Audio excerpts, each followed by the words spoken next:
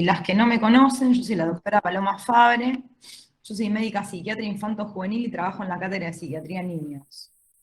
¿Tá? Eh, Sigo admitiendo gente, ahí estamos. Buen día, buen día, buen día a todos los que no sé, voy saludando.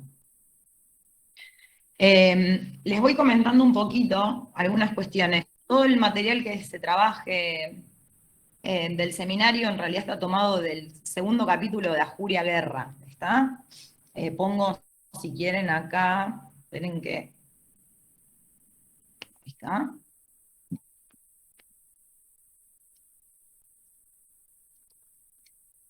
Vamos a ir poniendo alguna información.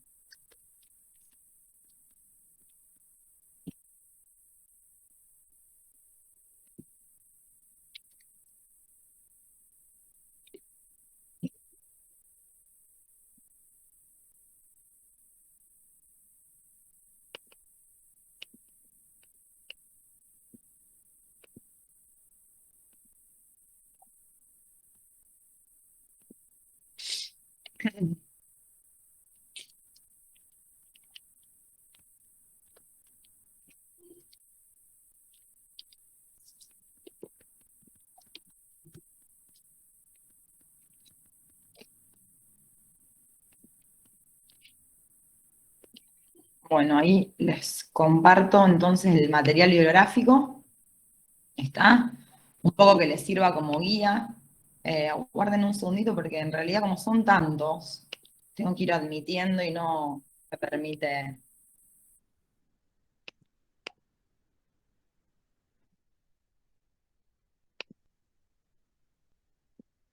Es un horror esto.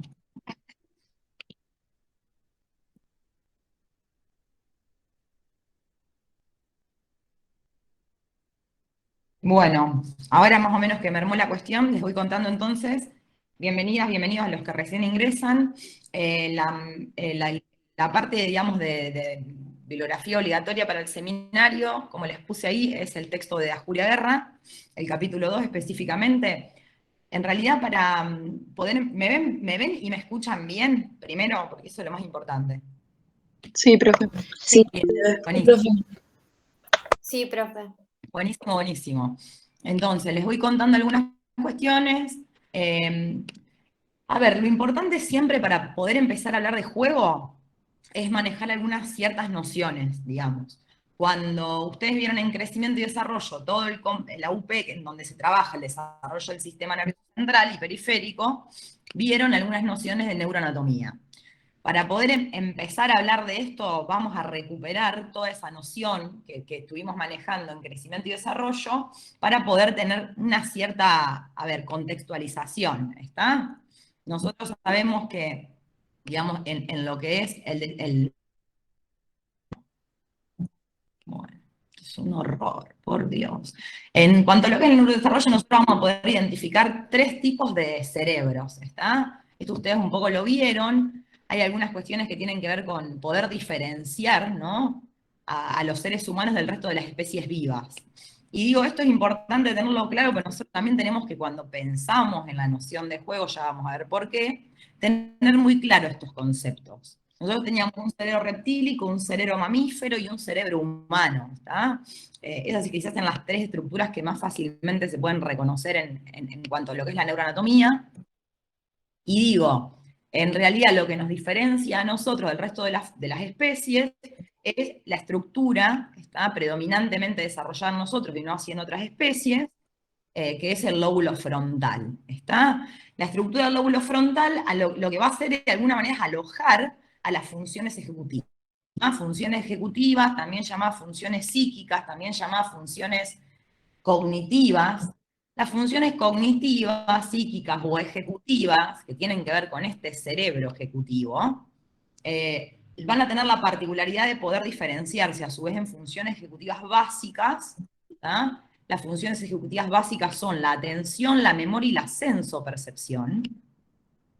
Esto lo compartimos nosotros con el resto de las especies, ¿está?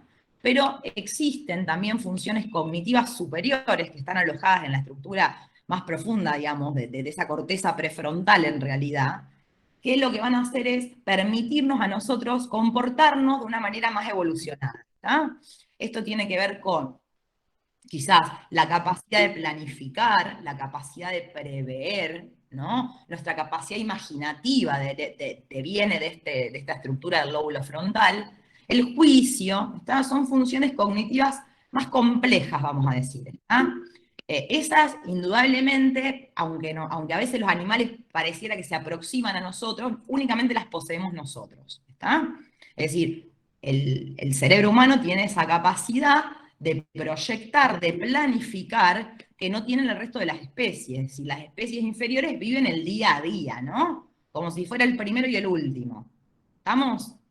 Esto es importante tenerlo claro, digamos, para empezar a ver la relevancia que tiene ese cerebro humano y esa estructura específicamente del lóbulo frontal.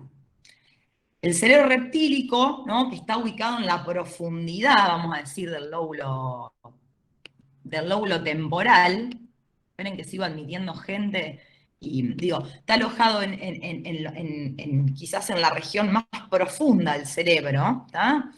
Es un cerebro que se denomina instintivo programador. ¿Está? Acá la programación de este tipo de estructura tiene que ver más con una base biológica del instinto, ¿está? En definitiva, el instinto es el impulso, de alguna manera, de los comportamientos que poseemos las especies, simples, ¿está? Que vienen genéticamente determinados y que son muy poco modificables. ¿está?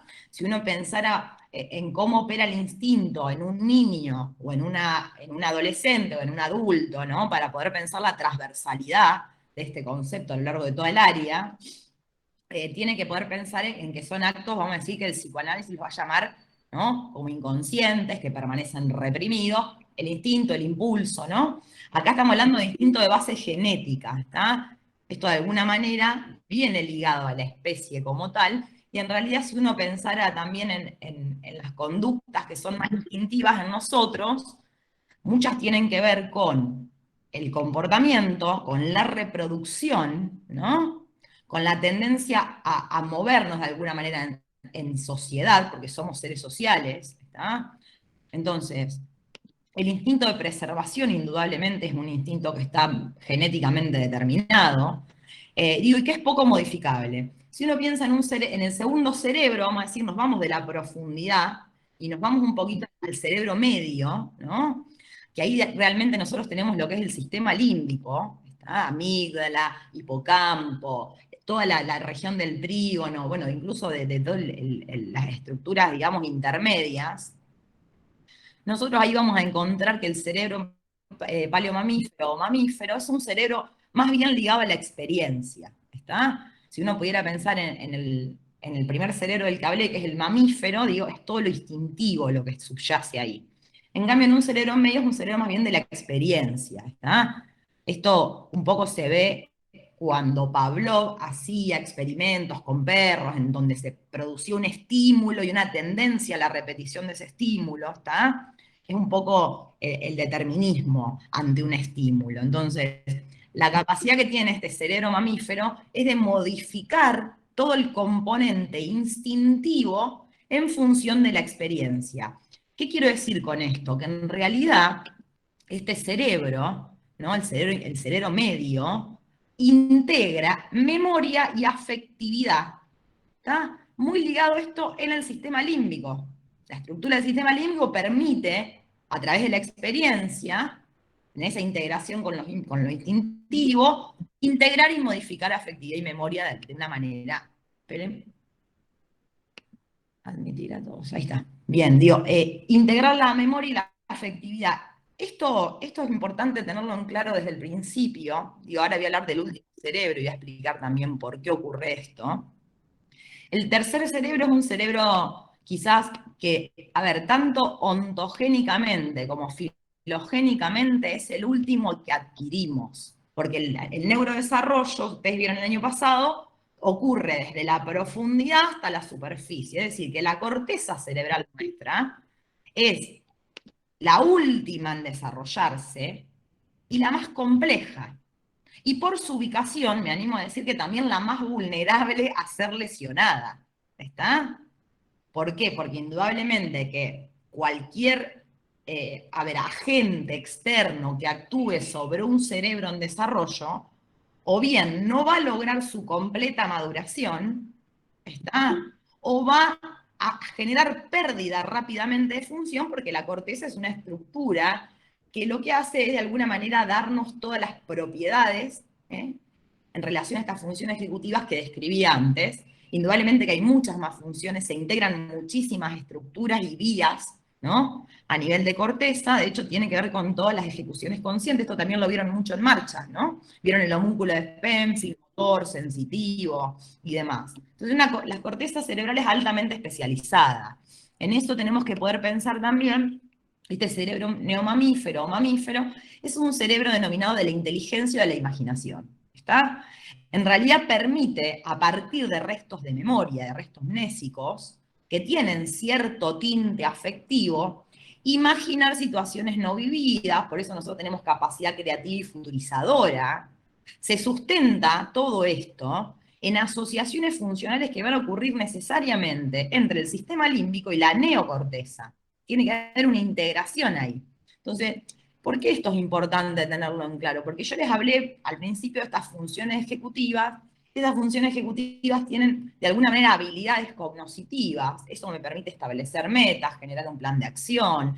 La capacidad de tornar flexible mi pensamiento tiene que ver con el lóbulo frontal, así como también vamos a ver que conforme se van produciendo o evolucionando el neurodesarrollo, es decir, con la edad, con la maduración etaria, el componente de inhibición de la impulsividad en niños y en adolescentes se va a lograr cerca de los 18 años. La estructura encargada de bajar la impulsividad es justamente el lóbulo frontal. Además de eso, permite de alguna manera también generar autorregulación de todo lo que es el comportamiento y las conductas, la fluidez verbal incluso. Estructura bastante compleja. En general, la función del lóbulo frontal, en realidad el objetivo principal, vamos a decir, es facilitar la adaptación del individuo, de cualquier persona, a situaciones que pueden resultar novedosas, complejas, ¿está? Es decir, aquellas situaciones que nos mueven de la conducta habitual y automática, que eso estaría mucho más ligado con lo instintivo. ¿Me siguen hasta ahí? Bien. Entonces, todos estos procesos cognitivos básicos y cognitivos superiores, de alguna manera van a ser integrados a nivel del lóbulo frontal para permitir un correcto neurodesarrollo, vamos a decir. ¿tá? Por eso parto de esta noción. Incluso si uno compara, ¿no? Nuestro pariente más cercano, que es el chimpancé desde lo evolutivo, desde lo filogenético y ontogénico, digo, nada, la estructura cerebral es mucho menor. ¿tá? Es mucho más liviana, ¿estamos? Entonces, digamos, hay que poder pensar que no solamente vamos a tener que hablar de estructura para poder pensar, y digo, no solo el juego, porque acá vamos a ver, además del juego, digamos, dos funciones más que están presentes, que son el dibujo y el lenguaje, y que las tres constituyan las funciones de representación. ¿Está? Ahora digo, primero pensamos en noción de estructura, todo esto que conté lo conté para entender la necesidad de una cierta indemnidad de una estructura para poder desarrollar un proceso complejo como es, digo, el juego, el dibujo y el lenguaje. ¿Está? ¿Qué nos va a pasar cuando tengamos un pacientito, un individuo o lo que sea que no tenga su estructura indemne? ¿Está? Entonces, para pensar primero juego, lenguaje y dibujo, primero tenemos que pensar en una estructura y en la indemnidad de esa estructura. No alcanza solamente con un concepto, vamos a decir, biologicista, que es una realidad esto. O sea, el componente orgánico indemne va a favorecer un mayor grado de desarrollo. Pero digo, no alcanza solamente con eso, nosotros también lo primero que hacemos cuando entramos a la carrera es ver que esta es una carrera biopsicosocial. ¿tá? Entonces, ahí en el componente psicosocial aparece ¿tá? la interacción del ambiente, que es lo que vamos a denominar ambioma, está sobre el genoma humano, ¿tá? sobre lo que vendría a ser genotipo. La interacción de ese ambiente con el genotipo va a ser que ciertos genes, que vamos a llamar más bien, en realidad no son genes, sino que son proteínas, ¿está? puedan ser susceptibles a ser modificadas por el ambiente o la deprivación afectiva o la violencia física y demás. ¿Se va entendiendo hasta ahí? Esto lo habla, este concepto del cual estoy hablando es el concepto de epigenética. La epigenética en realidad lo que va a hacer es transformar, vamos a decir, el componente más orgánico, porque va a ir a las proteínas de los genes, a través de los estímulos ambientales o afectivos que puedan estar, ¿no?, en torno a esa estructura o a esa persona, vamos a decir. ¿Está?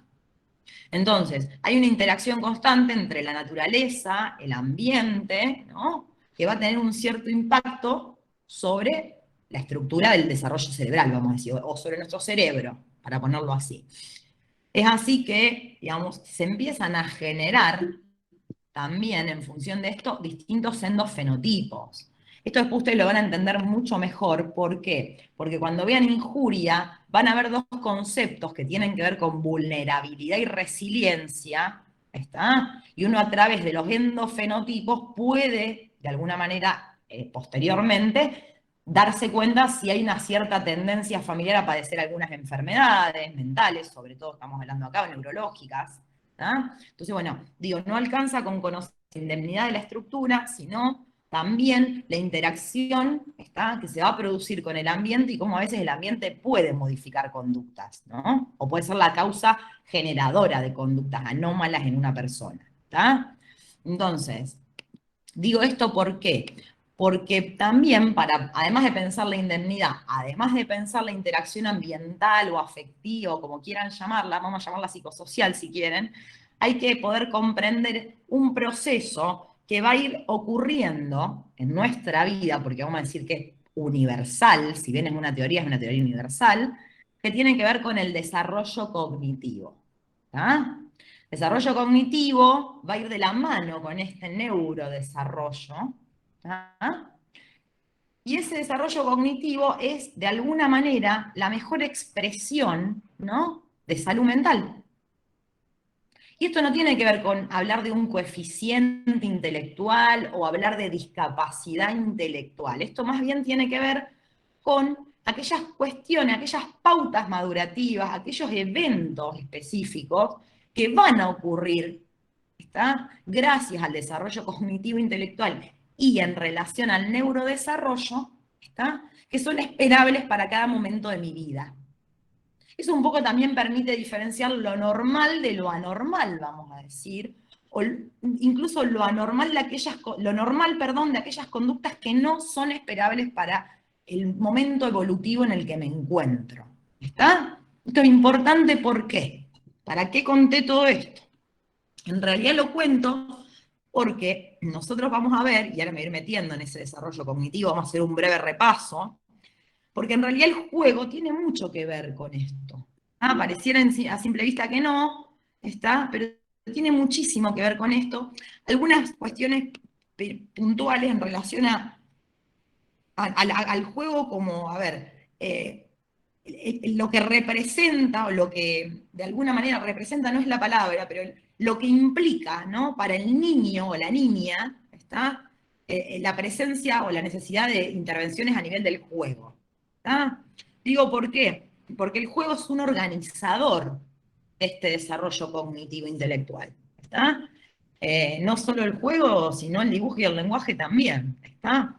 Digo, el niño, la niña juega porque es niño o niña. ¿Está? Ahora, en ese jugar es que se están generando, de alguna manera, intenciones para el desarrollo del hombre o la mujer del mañana, ¿no? Un poco, nosotros cuando ustedes ven concepto de trabajo y tiempo libre, cuando toman el concepto de trabajo, la actividad humana, ¿está?, un poco en esa interacción del hombre con la naturaleza, bueno, nosotros podríamos decir que el juego es la actividad humana propia de los niños y las niñas, que permite o garantiza el desarrollo cognitivo e intelectual, ¿está?, y que de alguna manera, me olvidé lo que les iba a decir, digo, de alguna manera es una forma, o es la forma, vamos a decir, de trabajo que tienen los niños y niñas.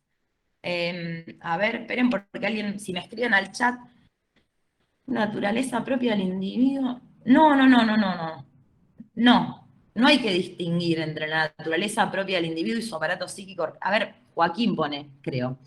Hay que distinguir, igualmente las dudas les voy a pedir que las guarden para el final, pues si no tengo que estar cortando cada rato el seminario. Pero me olvidé de decir eso. Pero quiero ver esta pregunta, guárdenme un segundito. La verdad, primero, Joaquín, no entiendo la pregunta, porque no hay ninguna distinción acá. Acá, digamos, estamos hablando de factores necesarios y suficientes para que ese desarrollo cognitivo, para que ese neurodesarrollo vayan más o menos acompañados, ¿no? No es que hay que distinguir tampoco nada. Acá vamos sumando conceptos, todo es sumativo. Partimos de la estructura del neurodesarrollo y de las cuestiones ambientales, ¿no? En relación con ese aparato psíquico, que están también en desarrollo. Es decir, si uno mira el juego, bueno, ahora lo voy a explicar mejor porque vamos a ver, digamos, las diferentes etapas del juego. Pero la instauración del psiquismo definitiva no se logra en los primeros años de vida. ¿Ah?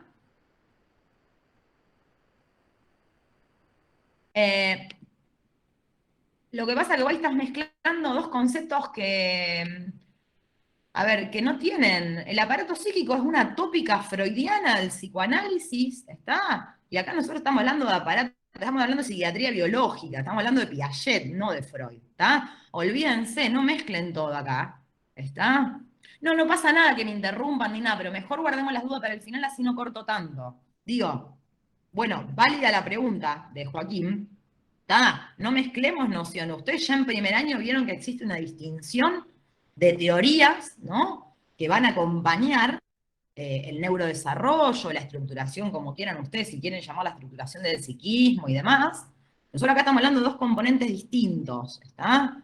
Entonces, más que nada yo estoy haciendo mención al desarrollo cognitivo intelectual posicionándome desde Piaget, ¿está? De hecho, el mayor exponente que tienen para hablar de esto es Piaget, ¿estamos? Después vamos a ver, nosotros, Freud en realidad no se ocupa del componente cognitivo. Tal es así, tan poco se ocupa del componente cognitivo Freud, que al periodo más cognitivo de nuestra vida le pone latencia. ¿Entiendes? Tan poquito se ocupa que directamente no lo puede nomenclar de otra manera, le pone latencia, que es el momento en donde uno ingresa pensando, digo, en desarrollo psicosexual, ¿no? Se va a ocupar mucho más del desarrollo psicosexual.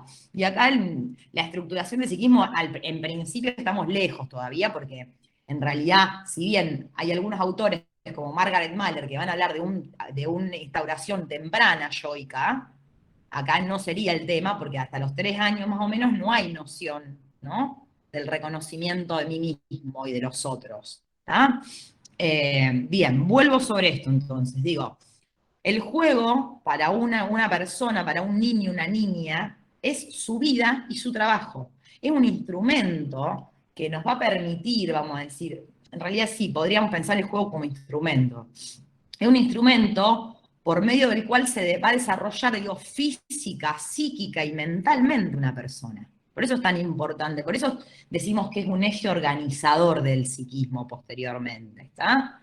Porque bueno, si todo va en consonancia, si mi neurodesarrollo va en consonancia con mi desarrollo cognitivo intelectual, va a haber un tipo de juego que va a ser esperable, va a haber un tipo de lenguaje que va a ser esperable, y va a haber un tipo de dibujo que va a ser esperable para esa infancia, ¿no? Un poco eso también tiene que ver con poder pesquisar evolutivamente lo que es esperable. Si uno se pregunta por qué juegan los niños o niñas, vamos a decir niñes, ¿está? Juegan por placer, porque gozan mucho las experiencias físicas y emocionales del juego. De hecho, si uno piensa en el desarrollo cognitivo e intelectual de nuestros 2 primeros años de vida, es un desarrollo psicomotor, ¿no? La inteligencia psicomotora o psicomotriz. Digo, esa inteligencia psicomotriz, nosotros cuando la empezamos, la podemos visualizar, ¿no? En realidad tiene que ver con qué?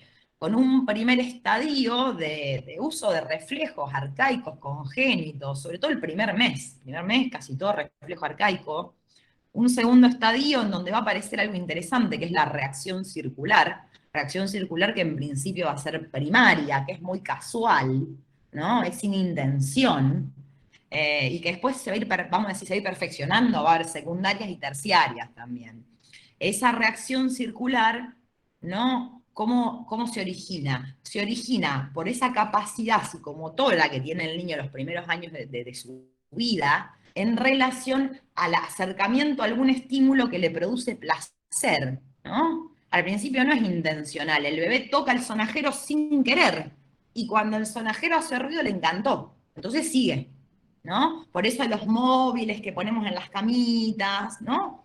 Tiene que ver con poder estimular esto, ¿no? Incluso nosotros vamos a ver que durante todo el periodo de desarrollo psicomotor o sensoriomotor, lo que se genera indudablemente son hábitos, ¿ah? Hábitos que tienen que ver con chuparse el pulgar, ¿no? Con la tendencia a la repetición del estímulo para complejizar la reacción circular. ¿Me van siguiendo hasta ahí o estoy mezclando mucho? Yo trato de dar seminarios que integren, ¿no? Pues no sirve de nada hablar de juego, hablar de... No, al pedo, ¿ah? Al pedo totalmente. Entonces, digo, en ese periodo, en esa etapa, en realidad, vamos a decir, estadio sería lo correcto decir, se van a ir complejizando todas las funciones motoras, ¿ah? Porque indudablemente que el neurodesarrollo va acompañando, ¿ah? Entonces, se complejizan porque hay una indemnidad de estructura, porque se van mielinizando, está todas las vías. Entonces, eso permite, ¿no? Que uno, cualquier niño, niña, ¿está? Puede ir avanzando en esta inteligencia. Digo, una inteligencia que en realidad tiene, digo, 6 estadios dentro de su etapa, que tiene que ver con la coordinación también del esquema motor adquirido, el poder explorar situaciones nuevas, ¿no? La permanencia o la ausencia de objeto, y después un poco la instrumentación, o sea, aparece el objeto intermediario sobre el final de la etapa sensoriomotora, aparece mucho quizás los objetos como un instrumento para obtener este beneficio, este placer y demás. ¿Está? Y la última etapa el último estadio de esta etapa tiene que ver más con poder de alguna manera sumar todo el conocimiento, toda la adquisición, ¿no? de los estadios anteriores y poder generar esquemas de acción, sobre todo. Por eso que, bueno, digo, es una inteligencia muy sensorio-motora en los primeros años. ¿Tá? Entonces digo, en eso del placer, de obtener placer mediante los estímulos y demás, es que un poco ya nos vamos metiendo, ¿no? En esto de por qué juega el niño, ¿está? Los niños o las niñas juegan por placer, como les dije, porque gozan de la experiencia física, esa experiencia física. De hecho, amor, que hay todo un juego que acompaña a esta etapa, que es la sensorio-motora, para expresar, también juegan los niños, para expresar todas aquellas, va a decir la bibliografía, aquellos conflictos, conscientes o inconscientes, para expresar sentimientos, tanto positivos como negativos, ¿no? Y de alguna manera también los niños juegan para adquirir confianza en sí mismos. ¿Tá?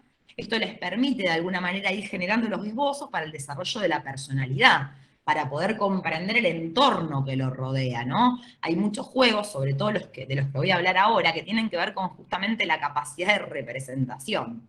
Digo, ¿por qué digo esto? Porque en torno a los 2 años, Piaget va a hablar de un desarrollo cognitivo-intelectual que tiene que ver con una etapa en donde el pensamiento es objetivo simbólico, ¿está?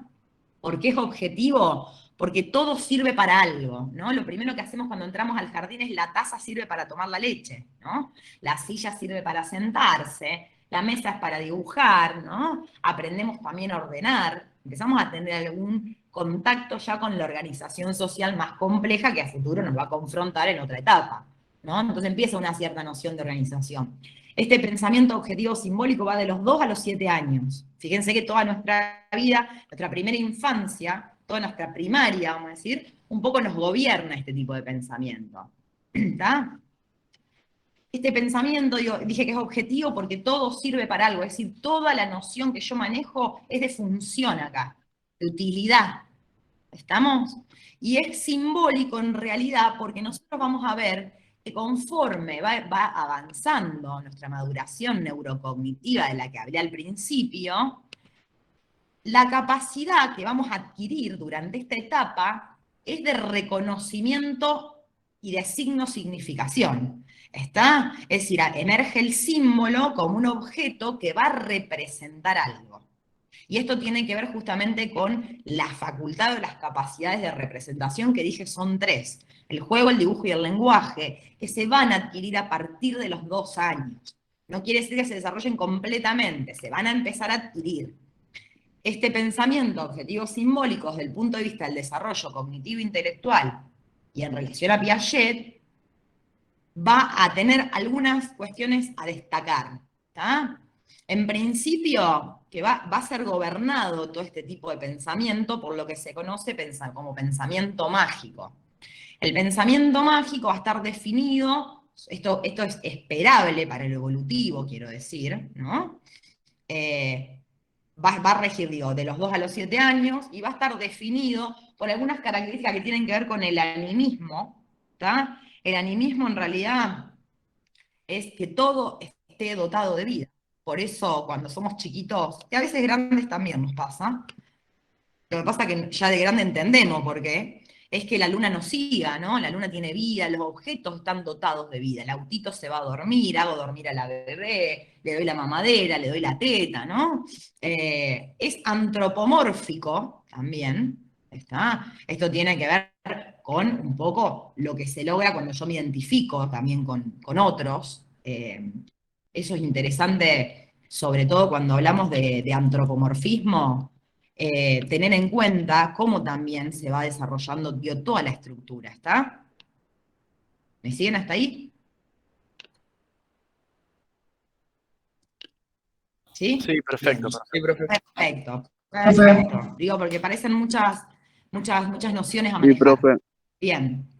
Digo, Profe. Sí. este antropomorfismo tiene que ver con la atribución, ¿está? De forma o de cualidades humanas, podemos decir, a lo que no es humano. ¿Está? ¿Se entiende? Sobre todo a los animales, a las cosas. Entonces, no es que, digamos, nosotros después no vamos a lograr el reconocimiento de personas y distinguirlo del resto, sino que en principio, cognitivamente, nuestro cerebro funciona como si todos fueran personas. ¿Está? ¿Está? Entonces, con eso tiene que ver con el antropomorfismo. Además, hay un pensamiento finalista, porque el tipo de pensamiento que gobierna esta etapa de nuestra vida es muy lineal. ¿Está? Digo, no solamente está todo dotado de vida, como les dije, no solamente tenemos noción de antropomorfismo, sino que también en ese objetivo aparece esta cuestión finalista o la finalidad. Todo sirve para algo, ¿no? Todo tiene un fin determinado en cómo se va estructurando eso en mi cerebro, ¿no? Y es totalmente artificialista. ¿Ah? Por eso también la cuestión del animismo, el artificialismo van a ir muy de la mano. Es un pensamiento totalmente irreversible. ¿Tá? No se puede exigir acá un razonamiento abstracto, por ejemplo, ni se puede quizás exigir no solamente eso, sino procesos mentales mucho más complejos, porque el pensamiento lo incorporamos, si ustedes piensan cómo se va incorporando a partir de los 7 años, que es el siguiente estadio, hasta los 12, es un tipo de pensamiento lógico concreto, ¿está? Entonces, la cuestión de ese pensamiento objetivo simbólico en relación al lógico concreto, pensando en el pensamiento irreversible, tiene que ver mucho con cómo vamos generando cambios en los procesos cognitivos, ¿no? Al principio se me presenta como un elemento, vamos a suponer una suma, que es lo que primero aprendemos a hacer, ¿no? Se presenta como un objeto concreto. Entonces, hay una sola forma de resolver la suma, ¿no? Después nosotros empezamos con funciones más complejas, como ya en trigonometría, ecuaciones, ¿no? En donde no vamos a obtener de la misma manera el mismo resultado. Entonces ahí ya aparece la reversibilidad en esos estadios, ¿se va entendiendo?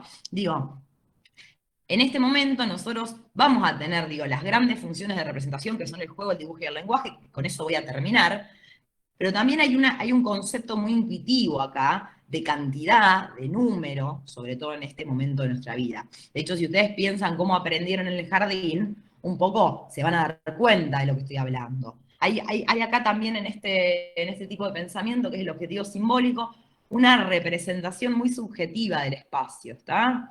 Por eso, si uno mira los juegos de los niños y cómo los niños y las niñas empiezan a explorar en el estadio sensorio-motor el espacio, después entra un poco en conflicto porque la casita que le venden no es muy chiquitita, entonces quieren que un adulto se meta en esa casita cuando en realidad por una cuestión de la representación subjetiva del espacio que hay, el adulto claramente no entra en eso, ¿no? O que se sienta en la sillita.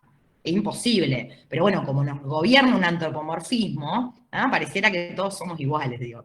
Y obviamente acá la dimensión de objeto va a cambiar mucho con el movimiento, ¿no? Por eso la luna, si yo corro y me sigue, va tan rápido como voy yo corriendo, ¿no?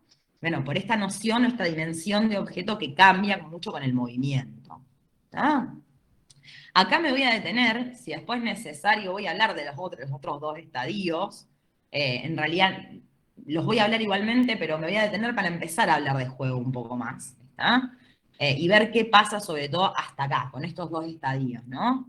Digo, hay algo interesante también que no va a aparecer quizás en el primer momento del desarrollo, pero es también que el juego va a permitir, ¿no? Conforme uno va adquiriendo hábitos sociales, esa capacidad para establecer contactos con otro. De hecho, nosotros vamos a ver que durante los primeros años de nuestra vida, incluso me animo a decir hasta los 3, 4 años, el juego es en solitario. ¿tá? Es un juego que no necesita un interlocutor, que no necesita la presencia de un otro, salvo en algunos momentos como estas reacciones circulares más complejas, ¿no? Que es el jueguito típico de la acá no está, ¿no? Cuando me subo y me bajo. El papelito, la tela, lo que quieran, ¿no? El muñequito, ¿no? Entonces, en principio hay todo un juego que va a ir muy ligado primero a la estimulación sensorial del niño y la niña, ¿está?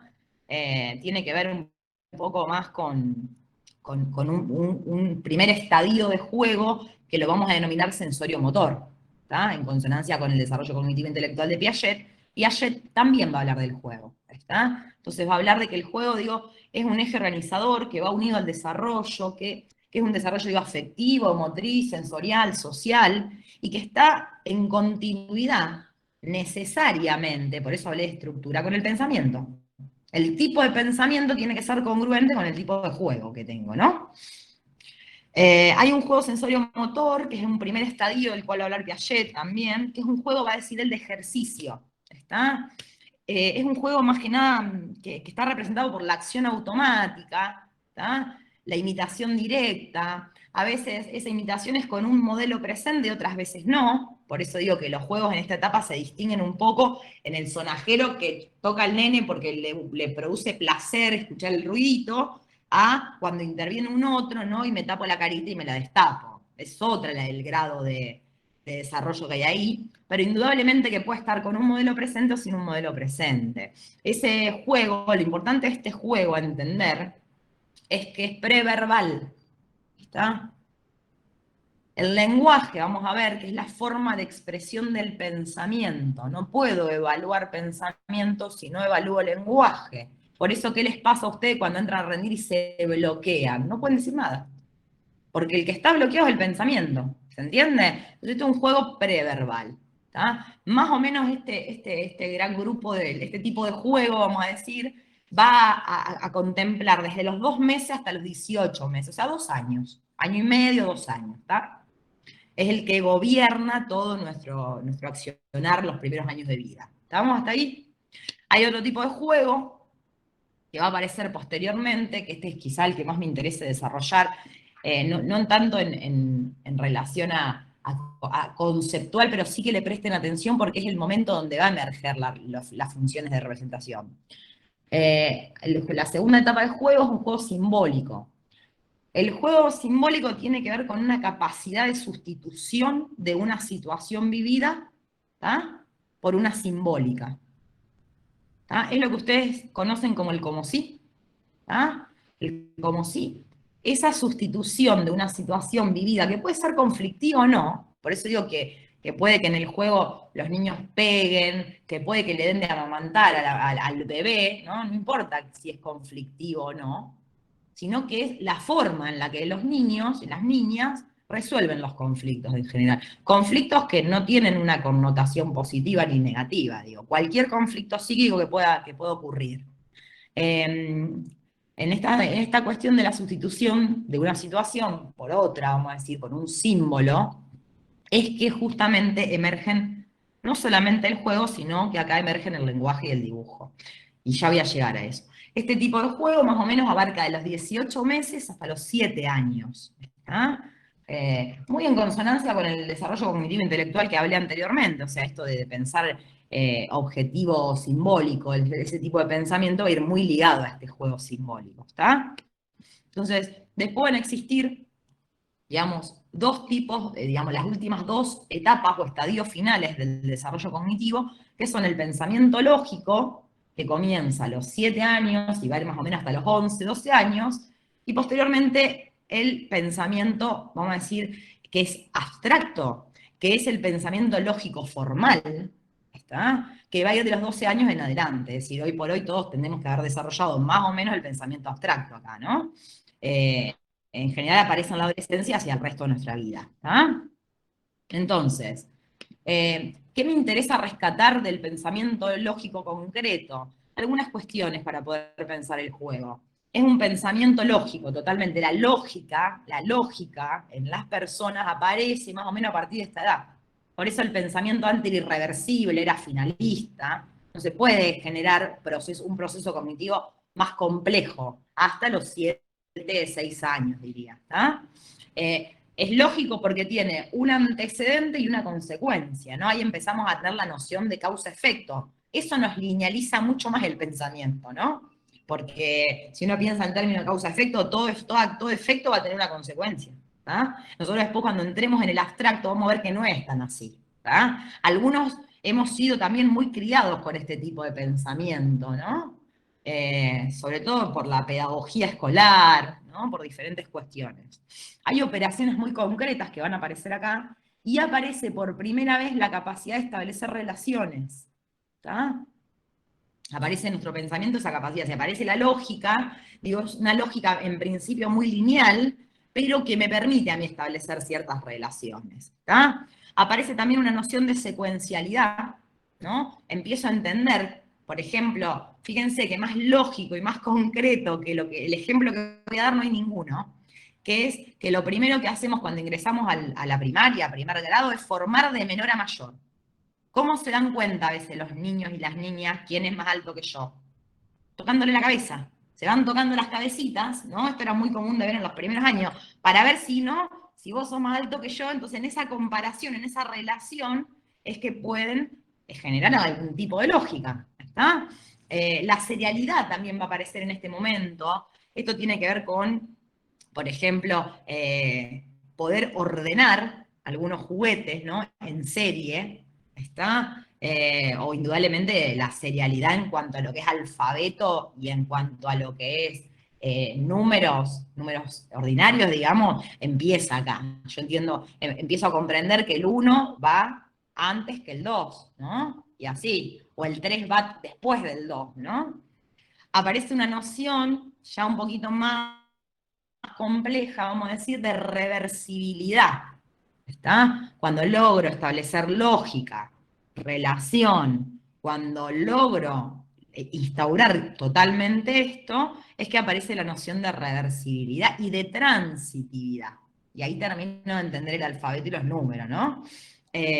Aparecen los tipos lógicos en este momento, sobre todo nociones que vemos mucho en lengua, que tienen que ver en lengua, a lo mejor en geografía, en historia, que tienen que ver con la clasificación. De hecho, lengua primer grado, ¿no? ¿Qué hace uno? Sustantivo, lo define y lo clasifica.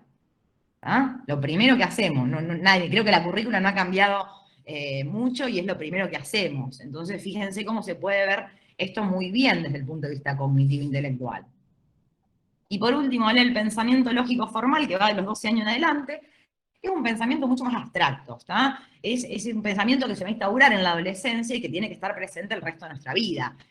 La particularidad que tiene este tipo de pensamiento es que es un pensamiento hipotético, ¿tá? Deductivo, inductivo, ¿está? Entonces, ahí ya esta reversibilidad se hace más circular, diría yo, ¿no? Nosotros empezamos a entender que las situaciones, los momentos, la presencia de ciertas personas no tienen necesariamente una relación tan lineal en nuestra vida, sino que empezamos a pensar en cómo, digamos, la reversibilidad del pensamiento permite de alguna manera hacerlo mucho más circular, ¿no?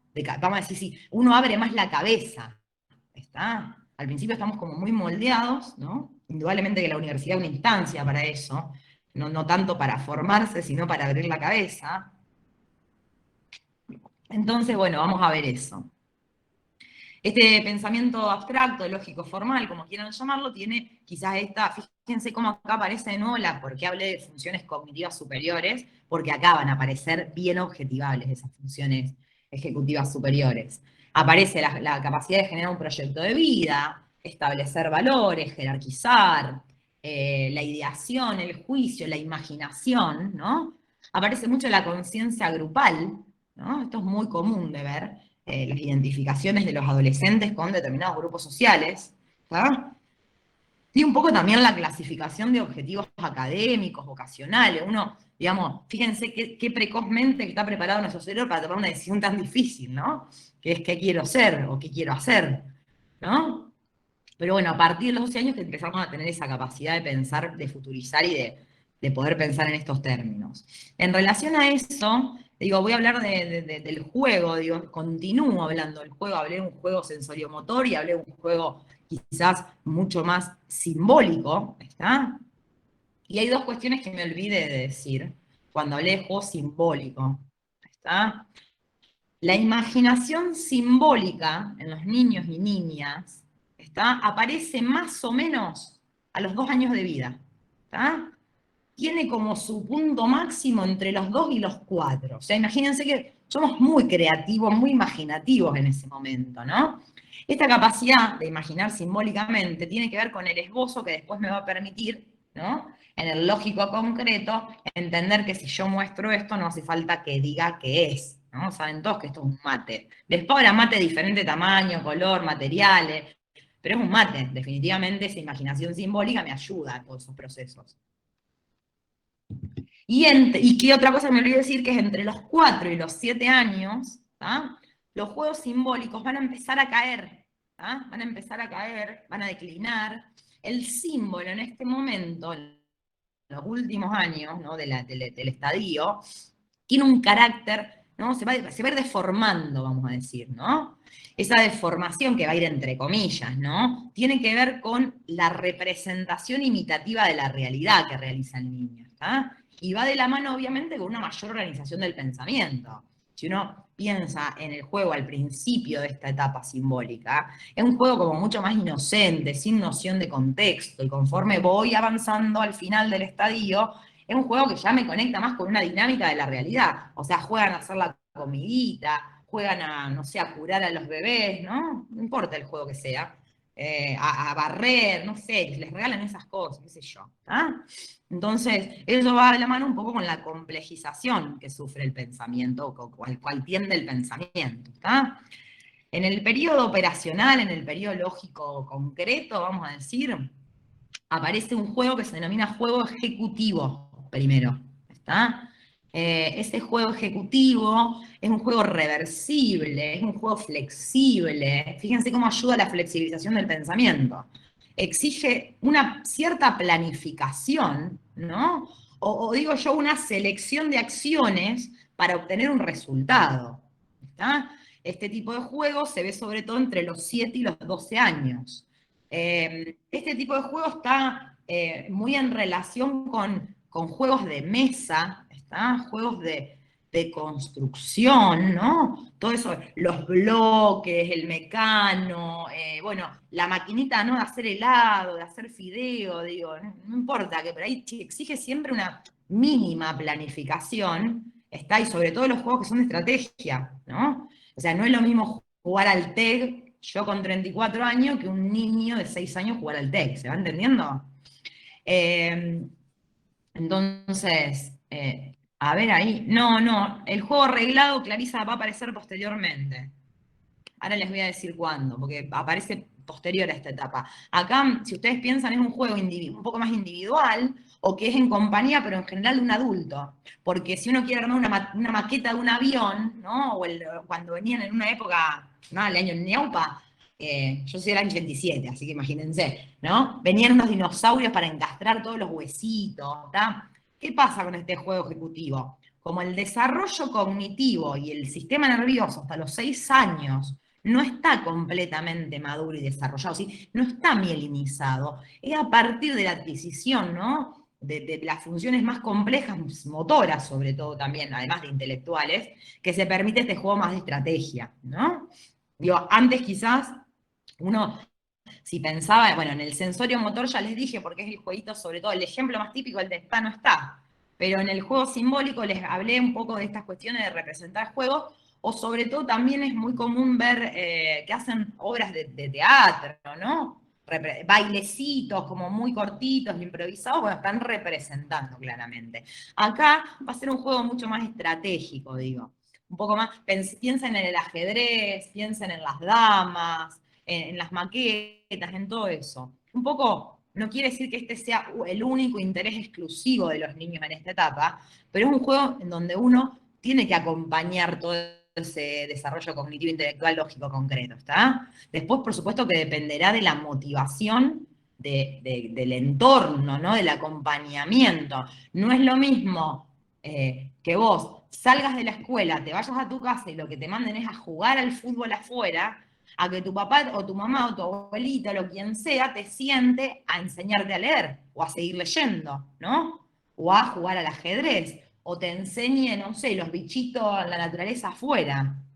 Todo eso tiene un componente que no es tanto de destreza física, sino de destreza mental, ¿no? Entonces así estamos motivando esas funciones.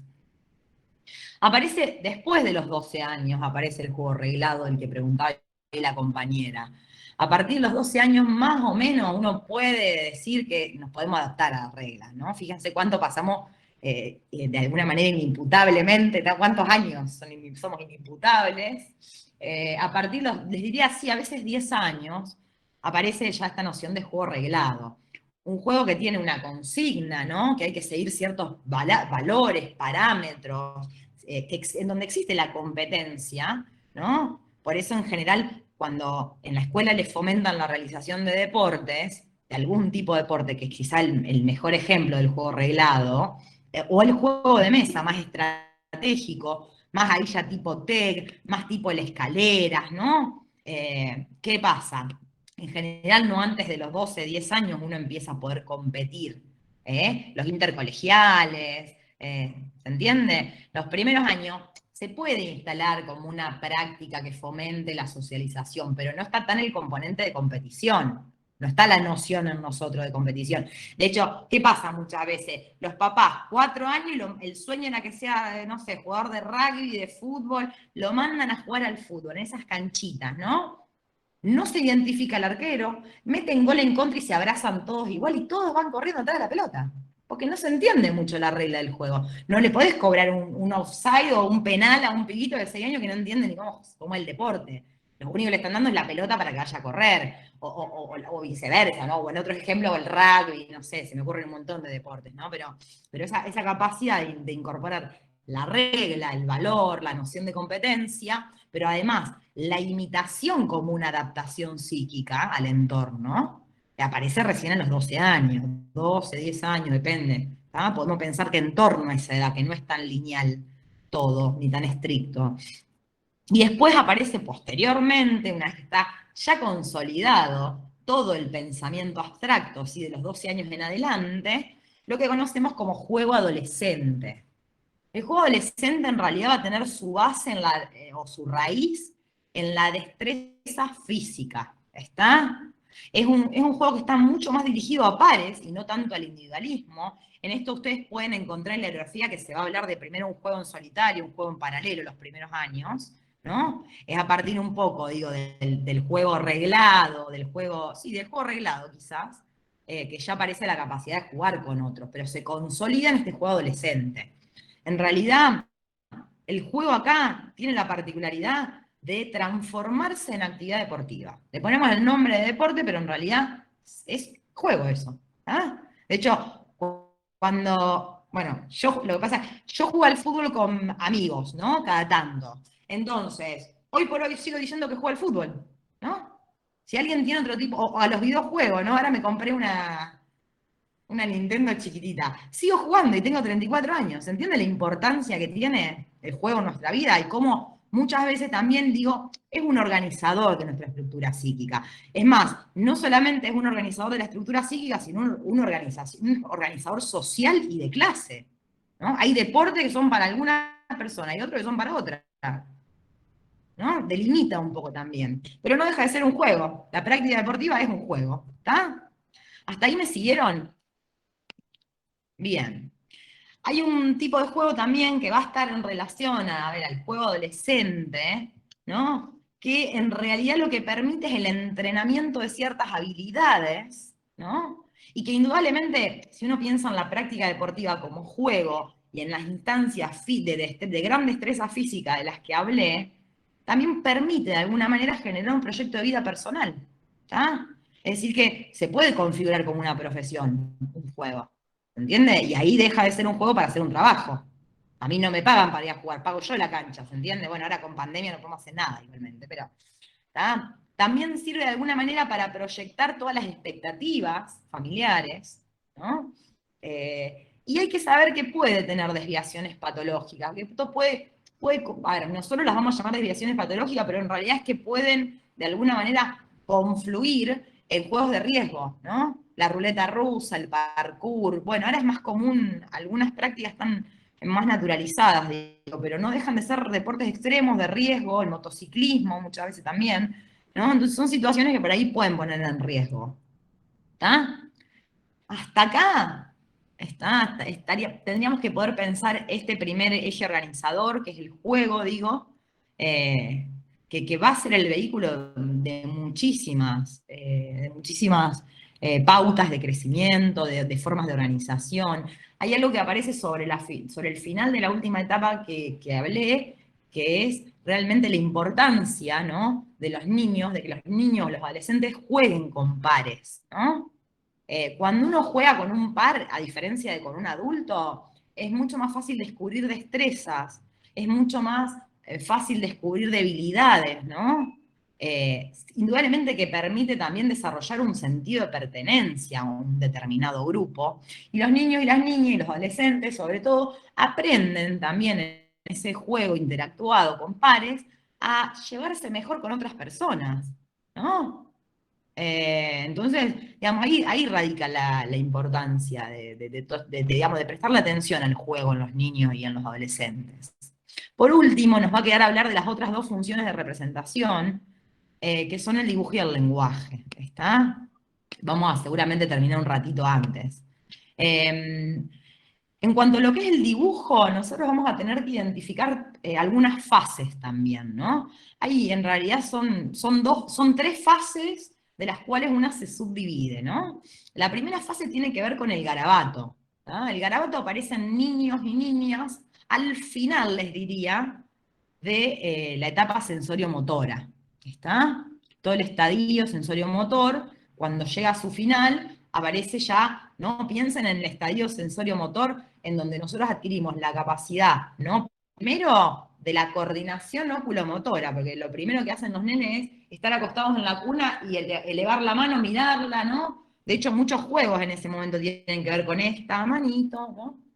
Entonces, esa coordinación oculomotora, vamos a decir, pero además hay una concordancia involuntaria con la realidad en este momento, ¿no? Por eso es que, como no está completamente desarrollado el sistema nervioso central, no está totalmente mielinizado, la coordinación motora fina y gruesa todavía es desprolija. De hecho, la fina ni está presente todavía.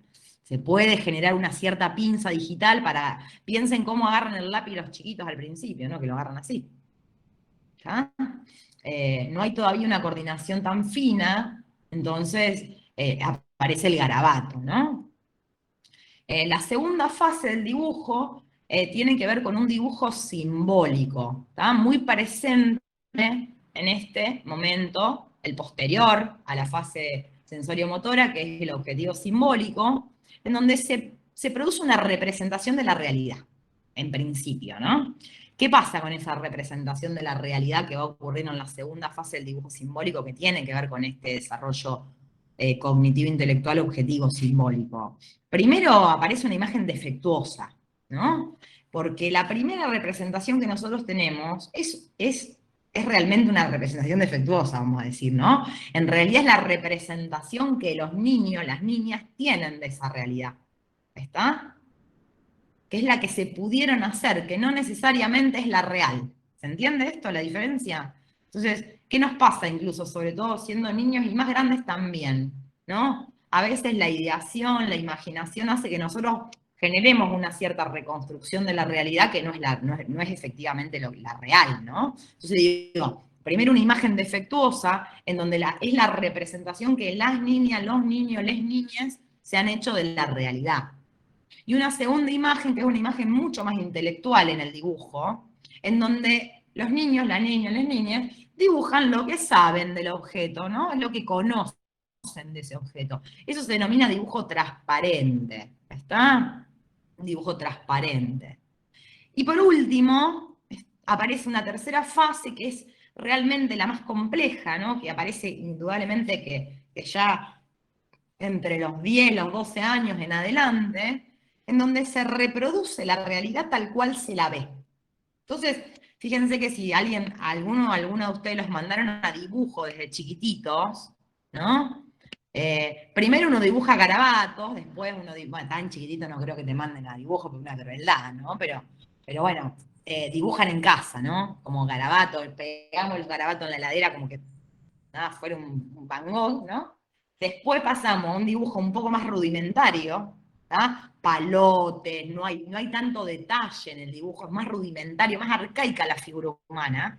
Y después pasamos a una última instancia en el dibujo en donde copiamos, nos volvemos obsesivos por copiar, ¿no? Entonces, nada, todos nuestros dibujos son copias, ¿no? De esa realidad, porque tenemos la necesidad también de reproducirla en el detallismo, en el perfeccionismo tal cual es. Y obviamente cuando no queda amoldado a mis expectativas aparece mucha frustración, ¿no? Pero bueno, algo con lo que también hay que lidiar desde muy chicos, ¿no? Digo, esta última etapa del dibujo es una realidad tal cual se la ve. ¿Ah? Y por último, en cuanto a lo que es el lenguaje, vamos a entender fíjense que las tres funciones de las que hablé aparecen en el estadio objetivo simbólico, pero van evolucionando hasta el final de nuestra vida, ¿verdad? En cuanto a lo que es el lenguaje quizás sea de todas las funciones la más compleja, ¿está? Porque requiere indudablemente, Martina pone, a ver, ¿cómo se llama? En realidad Martina no tiene un nombre la última fase, digo, es una imagen visual si querés ponerle un nombre, se reproduce la realidad como se ve, no es que tengan nombres todas las etapas, ni todas las fases, ¿está? Digo, por último, en cuanto al lenguaje, el lenguaje quizás es lo más complejo, pero porque en realidad necesitamos mayor indemnidad de estructura, ¿no?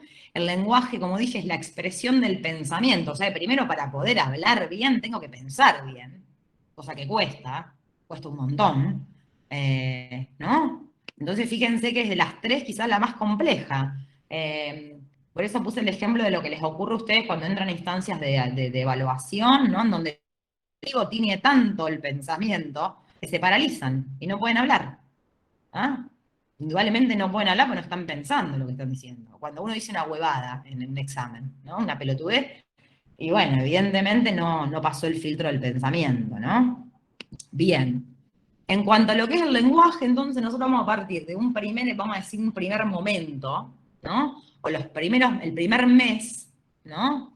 A través de los estímulos exteriores, los niños, las niñas, las niñas, empiezan con estados más anestésicos del lenguaje, ¿no? Es como, bueno, aparece el grito, ¿no? El llanto a veces, como una forma de expresión de ese lenguaje. Ya cuando uno identifica en un niño, en una niña, un niñe, un llanto raro, ya tengo que empezar a sospechar alguna alteración del lenguaje, un llanto vacío, ¿no? El grito. Entonces tiene que ver más que nada con un estado senestésico. Posteriormente, del segundo al noveno mes de vida, ya vamos a tener lo que se llama balbuceo, ¿está? En lo que es el lenguaje. Esos balbuceos primero son muy vocales, ¿no?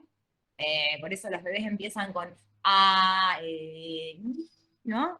Y después se hacen mucho más consonantes. La evolución de la consonante es primero labial, es mucho más fácil decir consonantes en donde intervenga el labio, ¿no? La B, la E, la T. Los dentales posteriormente, como la L, ¿no? Que tengo que protruir la lengua para poder decirla, la D, ¿no? Eso se logra en torno a los 6 meses más o menos de vida. Después las palatales, que son mucho más del paladar, y todo lo que es gutural y senestésico, por supuesto, también, ¿no? Entonces hay una progresión, ¿no? Es más fácil balbucear una vocal que una consonante, y a su vez entre las consonantes son mucho más fáciles las labiales y las dentales que las palatales, ¿ah? Eso va a ir desarrollándose, dije, más o menos hasta los 9 meses de vida. A partir del 9º mes de vida aparece algo que es interesante, que es la imitación en el lenguaje, que eso se denomina ecolalia. ¿Está? Ecolalia tiene que ver con la repetición, ¿no? De una palabra, o de las, vamos a ver conforme se va estructurando la frase en los niños y niñas y niñes, frases, repetición de frases, sin conocer realmente el significado que tienen, ¿no? Esta etapa está muy signada por la evocación de palabras y lo que se llama almacenamiento fonemático. Todo el estímulo, el exterior me nutre para ir estructurando mi lenguaje. Es recién a partir del año, hasta el año y medio quizás, que aparece la palabra frase, ¿está?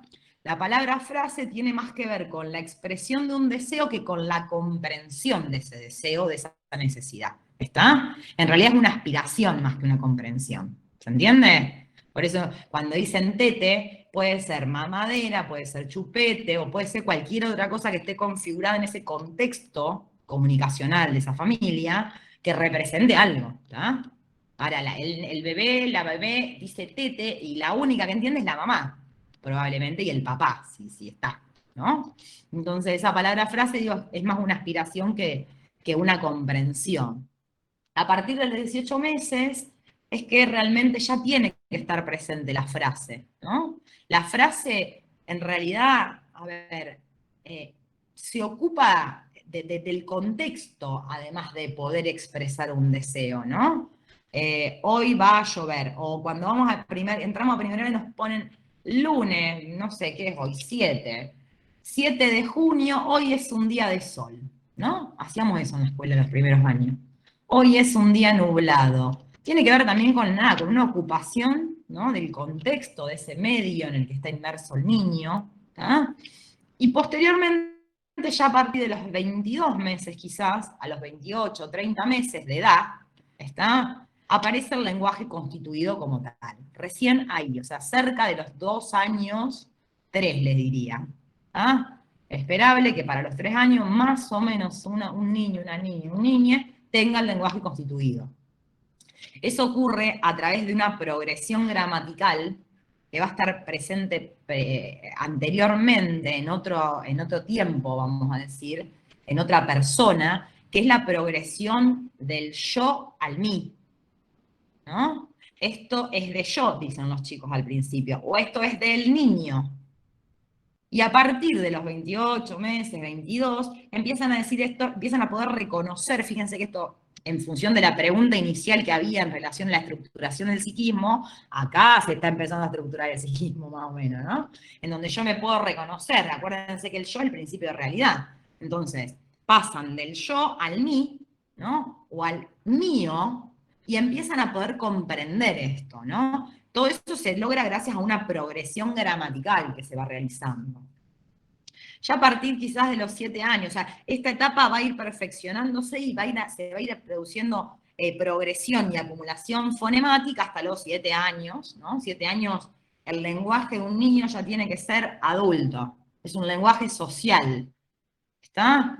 Hasta los 5 años podemos encontrar lo que es el monólogo solitario colectivo, el alter ego, el amigo imaginario, ¿no? Ahí impregnando el pensamiento, pero más o menos a los 7 años ya tiene que estar totalmente constituido como un lenguaje social y adulto, ¿está? Que es un poco, a ver, para finalizar, el lugar que ocupa el lenguaje entre las personas, ¿no? La forma que tenemos de comunicarnos, el vehículo, ¿está? Bien, ¿hasta acá hay alguna duda que haya quedado? Si quieren, ahora me dedico a contestar preguntas, pues ya con esto estamos terminando, ya está. ¿Alguna duda? ¿Fue muy Hola, rápido? profe. Soy Sí, Fiamma. sí. Quería consultarte algo. El tema de que el lenguaje del adulto influye un montón, ¿no? Porque yo he visto casos donde, por ejemplo, niños de 3 años no dicen ni una palabra, pero quizás porque la madre tampoco lo motiva, ¿puede ser? Eso lo hablé justamente al principio. Sí. Es así, o sea, puede haber una alteración biológica demostrable, ¿no? Pero también hay un componente que es del ambiente, ¿está? Y también de la experiencia subjetiva. Entonces, indudablemente, si yo tengo un chico que a los 3 años no habla, y me tengo que poner a revisar ese ambiente cómo está, ¿no? Si hay una deprivación, si quizá la mamá es discapacitada intelectual y no puede transmitirle, si la mamá es sordomuda, ¿no? Hay un montón de limitaciones que van a hacer que el lenguaje no se estructure como tal.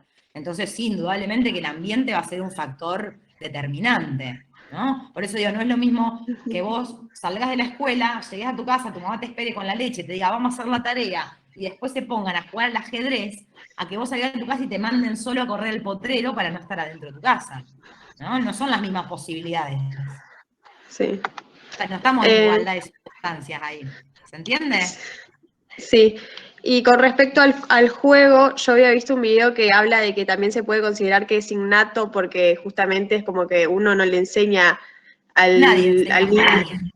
Claro, es como que Es arrancan a jugar instintivo. sin nada. Por eso Ah, ok. hablé, al principio del seminario hablé de las cuestiones instintivas, porque el juego va a tener mucho de eso, ¿no? Tenemos un instinto ya tendiente a, pero en los humanos nada más. Los animales Ajá. en realidad tienen otro nivel de complejidad y también se da el juego. Por eso digo que tiene un componente instintivo y un componente que también es cognitivo intelectual. Porque los animales, si vos mirás de la National Geographic y ves 2 leoncitos cuando son chiquitos, juegan. Si yo tengo 2 perros y entre ellos se mordisquean, se corren, se muerden la Sí, cola, ¿no? Juegan también. Entonces, no es una, digamos, a diferencia quizás del concepto de trabajo, no es una actividad humana exclusiva, porque hay esbozos instintivos de juego en otras especies. Pero sí es importante saber la función determinante que va a tener el juego en la en el estructuración de tu humano. psiquismo. Ujú. En el humano es nada, estructurante total de nuestras facultades después psíquicas posteriores. Sí, ok.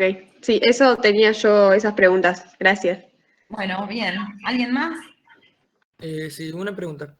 Sí. En toda la interacción con el ambiente ya dejó en claro que puede causar un retraso en el desarrollo psicomotriz, pero también podría ser como Sí, o de que, cualquier tipo. ujú, pero también podría ser como que se adelantara a la edad normal donde comienza el desarrollo, o eso es Es muy que por raro. eso yo les expliqué anteriormente que el estímulo no necesariamente va a ser positivo o negativo.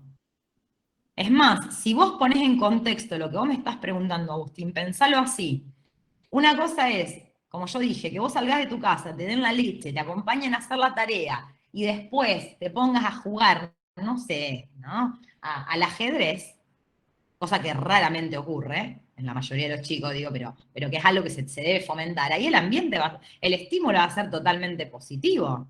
Entonces tenemos chicos hoy por hoy que ingresan al jardín de infantes y saben hablar 3 idiomas, ¿no? Yo tengo un pacientito con un trastorno por déficit de atención y hiperactividad que no sabe hablar en castellano, pero sí sabe hablar en inglés, ¿no? ¿Se entiende? Entonces a veces, ahora vos fíjate que eso que parece bueno en principio, termina siendo malo. Porque no sabe hablar en castellano y está hablando en inglés, dice los colores en inglés, los números, ¿no? Cuando yo le pregunto en castellano no lo sabe. Entonces a veces ese estímulo, que parece muy bueno, ¿no? Muy cuidado, se puede traducir en tu vida adulta en 2 cosas. Una alta exigencia, porque imagínate que si vos todo de lunes a viernes te sientan ahí a jugar al ajedrez y vas a hacer gambito de dama, ¿no? Porque la constancia y la exigencia, si después eso no se amolda a tu proyecto de vida, te vas a sentir frustrado. Porque si, ¿para qué mierda aprendí a jugar al ajedrez si a mí el ajedrez no me gusta? Le gustaba a mi papá o mi abuelo, ¿no? Y por otro lado, esa exigencia a nivel de lo que es lo cognitivo intelectual hace que se filtren otras cosas. Porque si vos tenés que ir al jardín para poder aprender a socializar, a incorporar valores, ¿no?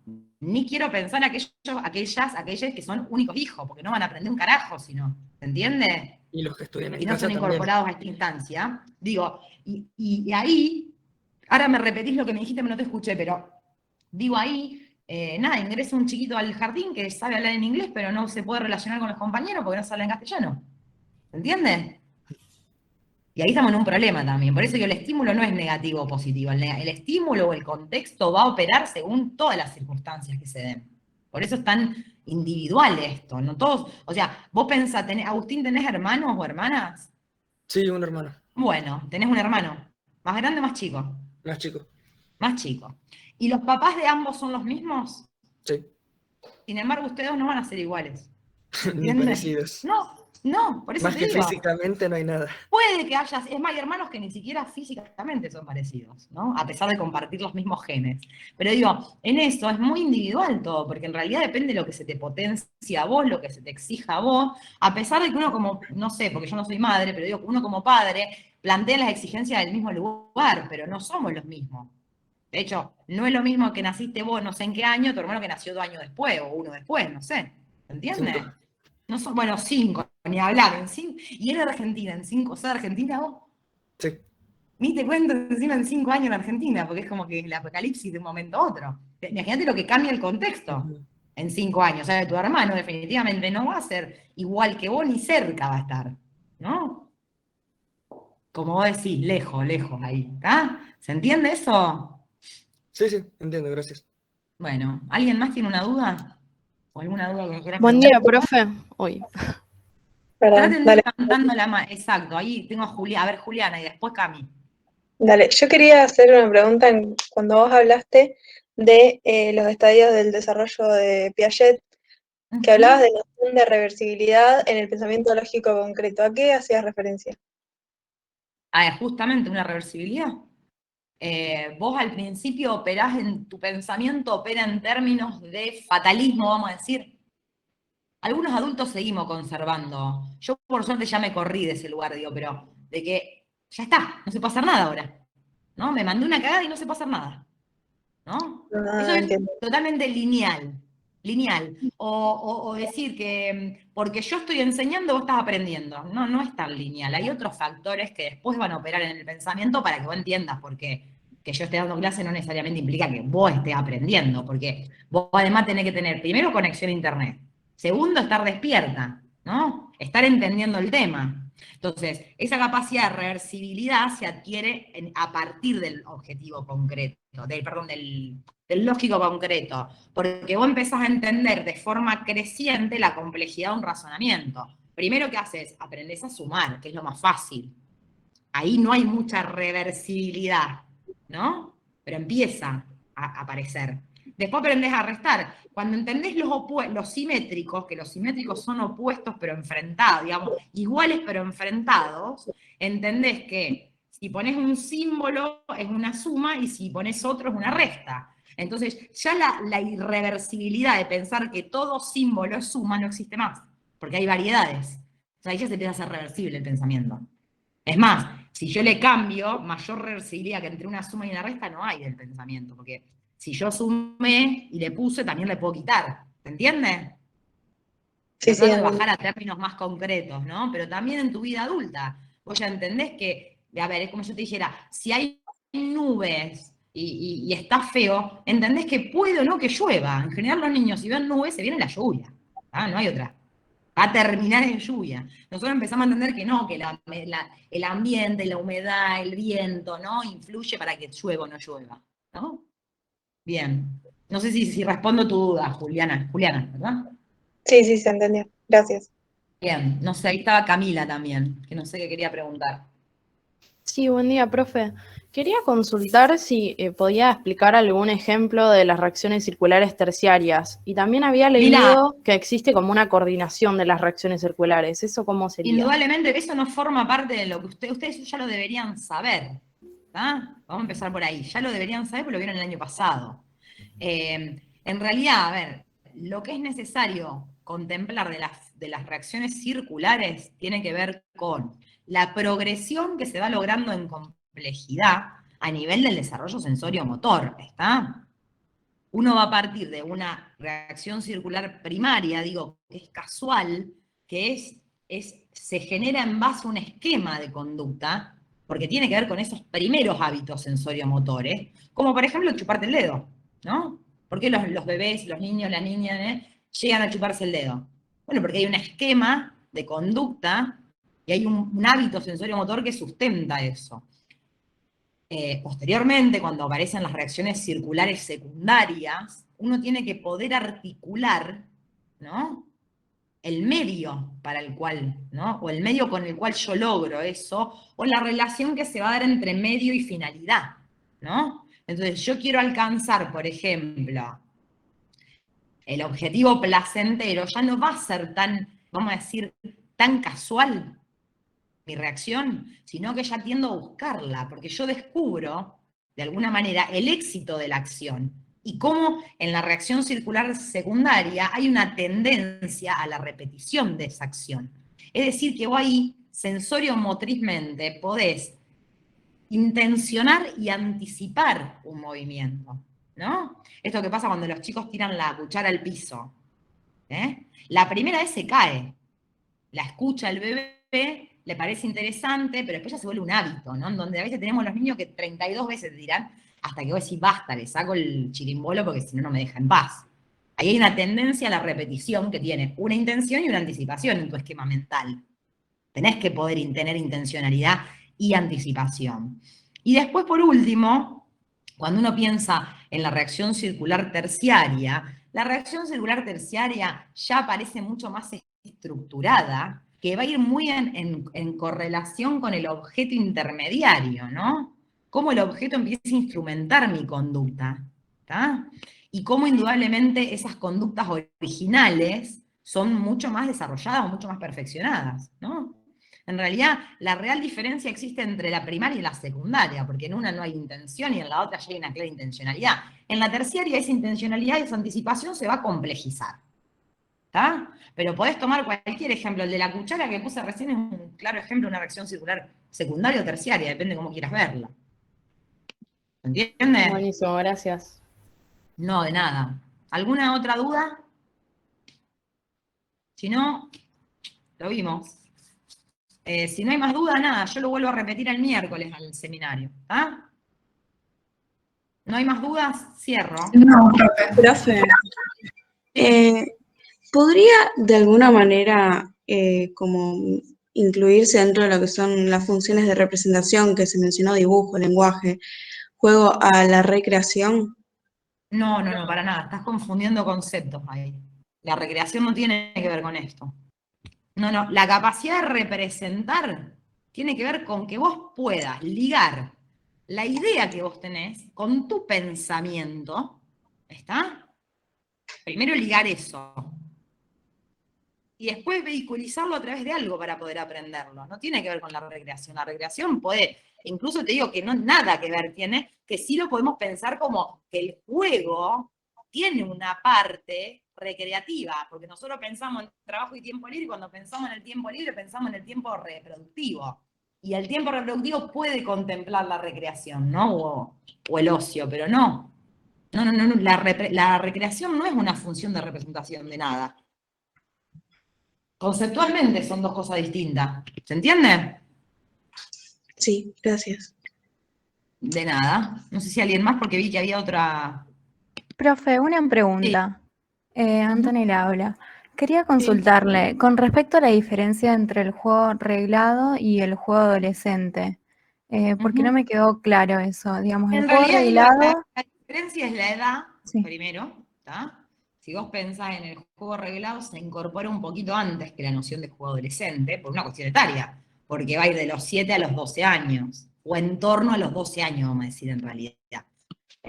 Primero eso tener claro, que es una cuestión etaria, y después que la complejidad, ¿no?, hace, como bien dije, que un juego reglado se convierta en un proyecto de vida, que se convierta en un deporte, que el deporte en realidad se convierta un poco en ese vehículo, ¿no?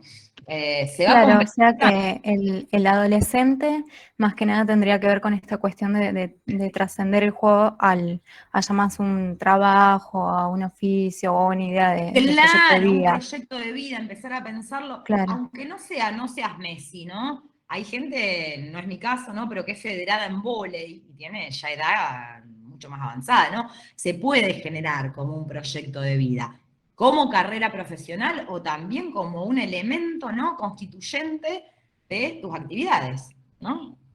Como digo, yo iba una vez por semana a jugar al fútbol con mis amigos, ¿no? Y sin embargo, no es mi claro. proyecto de vida, sino que es un aditivo al juego que uno va teniendo. Porque Y el persiste de reglado alguna forma. serían los intercolegiales, las competencias como Exacto, el algo reglado tiene que ver más con una inicial. estructura más Claro. rígida que transmite valores, que transmite la noción de competencia, que transmite la noción también del juego con pares y de cómo hay que respetar también, ¿no? El límite siempre es el otro, ¿no? Y un poco más Bárbaro, me quedó colectivo claro. incluso, porque el juego adolescente, si vos haces parkour, por ejemplo, podés hacerlo solo. No necesariamente necesito un otro para vehiculizar el juego adolescente. En cambio, en el reglado sí o sí, porque tiene que haber un otro.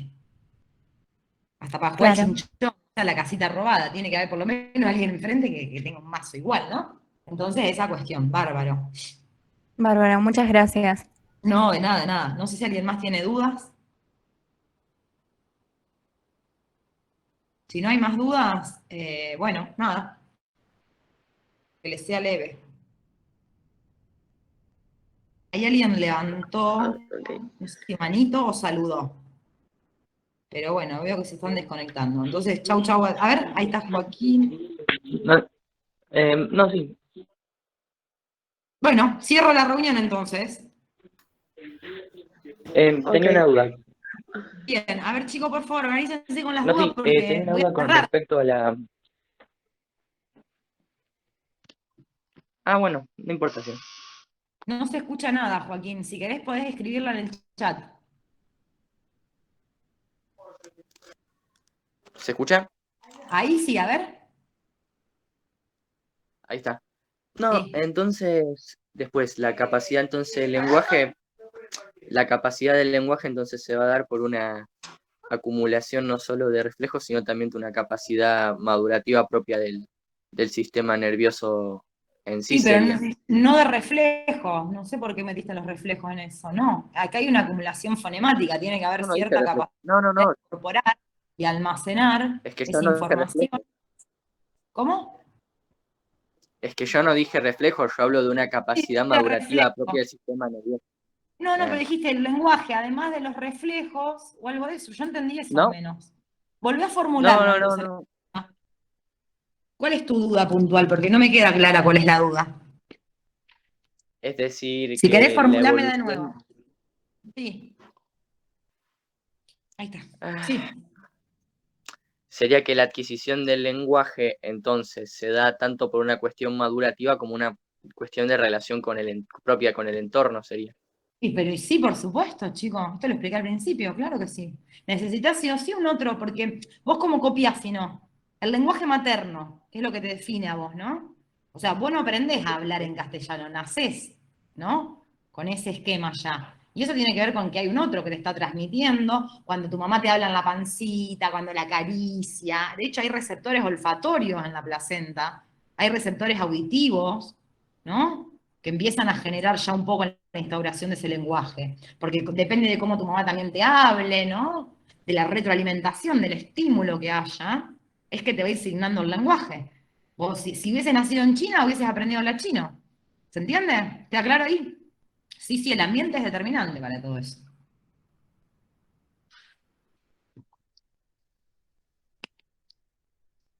¿Está? ¿Alguna otra duda?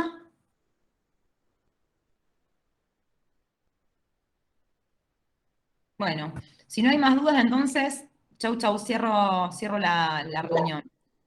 Ok, Bueno, chao, gracias. Chau, que tengan buen Chao, día. Chau, profe. chau. Vos también. Chao. profe.